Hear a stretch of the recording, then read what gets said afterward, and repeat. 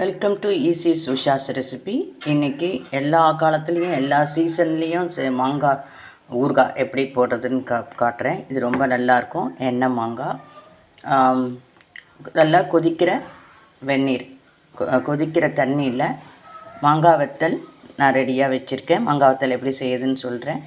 அதை நம்ம அதில் போட்டுட்டு நல்லா கொதிக்கிற இதில் போட்டு ஆஃப் பண்ணி வச்சிடணும். 10 மினிட்ஸ் ஸ்டவ் ஆஃப் பண்ணியாச்சு. அடுத்தது எப்படி செய்யலான்னு சொல்லி பார்க்கலாம்.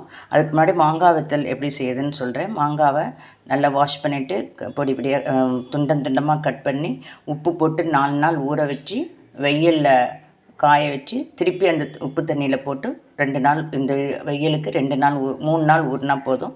எடுத்து காய வச்சு மாங்காய் வத்தல் வச்சுக்கிட்டா 1 வருஷத்துக்கு ஃபுல்லாக யூஸ் பண்ணிக்கலாம். இப்போ அடுத்தது எப்படி பண்ணலான்னு பார்க்கலாம். மாங்காய் வத்தல் நல்லா வெந்துருச்சு, பார்த்தாலே தெரியுது. அதை எடுத்து ஒரு இதில் ட்ரான்ஸ்ஃபர் பண்ணிவிட்டு இந்த தண்ணி கொஞ்சம் வச்சுக்கணும். ஃபைனலாக இது தேவைப்படும். பார்க்கலாம். கடுகு நல்லா பொரிஞ்சிருச்சு. ஸ்டவ்வை சிம்மில் வச்சுட்டு வெங்காயப்பொடி,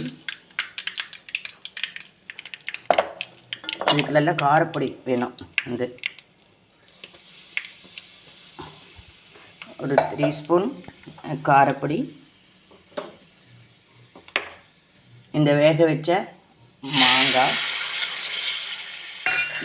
மாங்காய் போட்டுட்டோம் இல்லைங்களா.